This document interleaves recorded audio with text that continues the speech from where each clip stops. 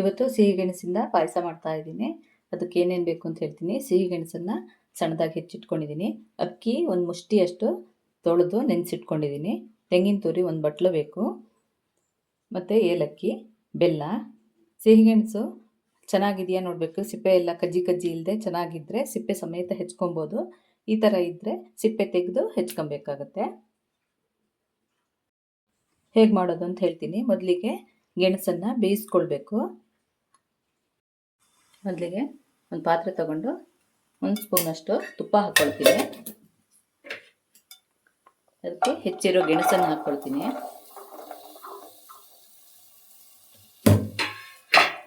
ಇದನ್ನ ಒಂದು 2 ನಿಮಿಷ ಹೀಗೆ ಹುರ್ಕೊಳ್ಬೇಕು. ಹೀಗೆ ಹುರಿಯೋದ್ರಿಂದ ತುಪ್ಪದ ಪರಿಮಳ ಆಗಿ ಗೆಣಸು ಹೋಳುಗಳು ಪಾಯಸ ತಿನ್ನುವಾಗ ಚೆನ್ನಾಗಿರುತ್ತೆ.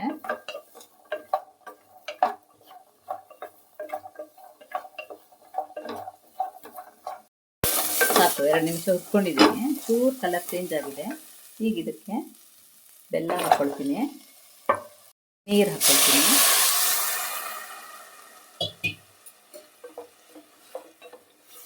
ನೀರು ನಿಮ್ಗೆ ಎಷ್ಟು ಬೇಕು ನೋಡಿ ಹಾಕ್ಕೊಳ್ಬೇಕು. ನಾನೊಂದು ದೊಡ್ಡ ಲೋಟದಲ್ಲಿ 1-2 ಲೋಟದಷ್ಟು ನೀರು ಹಾಕಿದ್ದೀನಿ. ಇದು ಈಗ ಬೆಲ್ಲ ಕರಗಬೇಕು. ಬೆಲ್ಲ ಕರಗೋದ್ರ ಜೊತೆಗೆ ಗೆಣಸಿನ ಹೋಳುಗಳು ಬೆಂದ್ಬಿಡುತ್ತೆ. ಅಕ್ಕಿ ಮತ್ತು ಕಾಯಿ ಮತ್ತು ಏಲಕ್ಕಿ ಹಾಕಿ ರುಬ್ಕೊಳ್ತೀನಿ. ಈಗ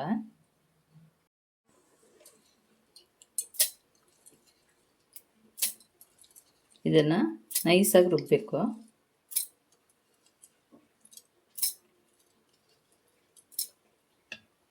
ಅಕ್ಕಿಯನ್ನು ಸ್ವಲ್ಪ ರುಬ್ಬಿ ತರ್ತೀನಿ. ಅಕ್ಕಿಯನ್ನು ರುಬ್ಬಿದ್ದೀನಿ, ತರಿಯಾಗಿದೆ. ಈಗ ಕಾಯಿ ಮತ್ತು ಏಲಕ್ಕಿ ಹಾಕ್ಕೊಳ್ತೀನಿ. ಹೀಗೆ ಮಾಡೋದ್ರಿಂದ ಅಕ್ಕಿ ನೈಸ್ ಆಗುತ್ತೆ ಅಂತ ಹೇಳ್ಬಿಟ್ಟು.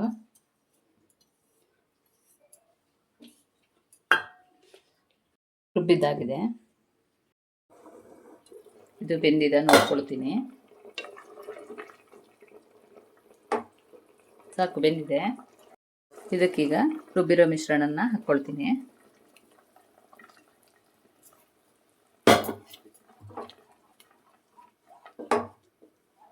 ಈಗ ತಿರುಗಿಸ್ತಾ ಇರಬೇಕು, ಇಲ್ಲಾಂದರೆ ಗಂಟಾಗುತ್ತೆ.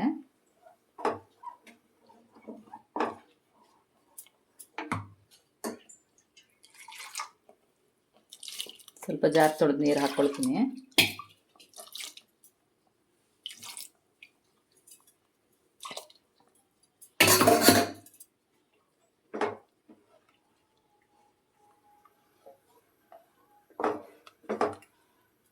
ಬೇಗ ಗಟ್ಟಿಯಾಗಿಬಿಡುತ್ತೆ.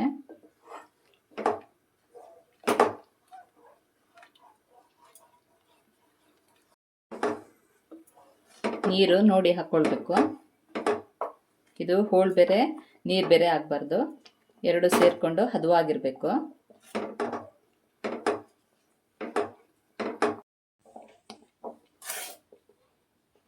ಇದು ಚೆನ್ನಾಗಿ ಒಂದು ಕುದಿ ಬಂದರೆ ಸಾಕಾಗುತ್ತೆ. ಸ್ವೀಟ್ ಸರಿಯಾಗಿದೆಯಾ ನೋಡಬೇಕು. ಕಡಿಮೆ ಆಗಿದ್ರೆ ಇನ್ನೊಂದು ಸ್ವಲ್ಪ ಬೆಲ್ಲ ಸೇರಿಸ್ಕೊಳ್ಬೋದು. ಹಿಂದೆ ಗದ್ದೆ ಕೊಯ್ಲೆಲ್ಲ ಮುಗಿದ್ಮೇಲೆ ಗದ್ದೆಯಲ್ಲಿ ತರಕಾರಿ ಬೆಳೀತಾ ಇದ್ರು. ಸೌತೆಕಾಯಿ, ಗೆಣಸು, ಚೀನೆಕಾಯಿ, ಹೀಗೆ ಎಲ್ಲ ತರಕಾರಿ ಬೆಳೀತಾ ಇದ್ರು. ಅದು ಬೆಳೆದಿದ್ದು ಬಂದ ಮೇಲೆ ಫ್ರೆಶ್ ಆಗಿರುತ್ತಲ್ವ, ಅದರಲ್ಲಿ ಒಂದಿನ ಪಾಯಸ ಮಾಡ್ತಾಯಿದ್ರು. ಚೆನ್ನಾಗಿರ್ತಿತ್ತು. ಇವತ್ತು ನಮ್ಮ ಮನೆಯಲ್ಲಿ ಗೆಣಸು ತೊಗೊಂಬಂದಿದ್ರು, ನೆನಪಾಯಿತು, ಹಾಗಾಗಿ ಪಾಯಸ ಮಾಡ್ತಾಯಿದ್ದೀನಿ. ಸಾಕು, ಇದಾಗಿದೆ. ಇನ್ನೂ ತುಂಬ ಹೊತ್ತು ಬಿಸಿ ಮಾಡ್ತಾಯಿದ್ರೆ ಗಟ್ಟಿಯಾಗಿಬಿಡುತ್ತೆ. ಸಾಕು, ಇದು ಬಿಸಿ ಬಿಸಿಯಾಗಿ ಇರುವಾಗಲೇ ತಿನ್ನಬೇಕು, ಚೆನ್ನಾಗಿರುತ್ತೆ. ಸ್ಟವ್ ಆಫ್ ಮಾಡ್ಕೊಳ್ತೀನಿ.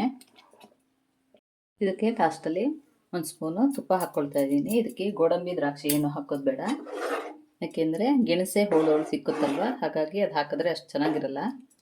ಬೇಕಿದ್ದವರು ಹಾಕ್ಕೊಳ್ಬೋದು. ಪಾಯಸ ರೆಡಿ ಆಯಿತು. ಗೆಣಸಿನ ಪಾಯಸ ರೆಡಿಯಾಗಿದೆ. ನಮ್ಮ ಹಿಂದೂಗಳಿಗೆ ಹಬ್ಬಗಳು ಜಾಸ್ತಿ.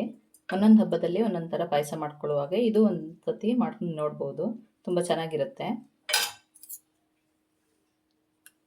ಇದ್ರ ಮೇಲೆ ಸ್ವಲ್ಪ ತುಪ್ಪ ಹಾಕ್ಕೊಂಡು ತಿನ್ನಲಿಕ್ಕೆ ಚೆನ್ನಾಗಿರುತ್ತೆ. ಇವತ್ತಿನ ವಿಡಿಯೋದಲ್ಲಿ ನಾನು ಸಿಹಿ ಗೆಣಸಿನ ಪಾಯಸ ಮಾಡಿ ತೋರಿಸಿದ್ದೀನಿ. ಈ ವಿಡಿಯೋ ನಿಮಗೆ ಇಷ್ಟ ಆದರೆ ಲೈಕು, ಶೇರು, ಕಮೆಂಟ್ ಮಾಡಿ. ಸಬ್ಸ್ಕ್ರೈಬ್ ಮಾಡದೇ ಇರೋರು ಸಬ್ಸ್ಕ್ರೈಬ್ ಮಾಡಿ. Thank you.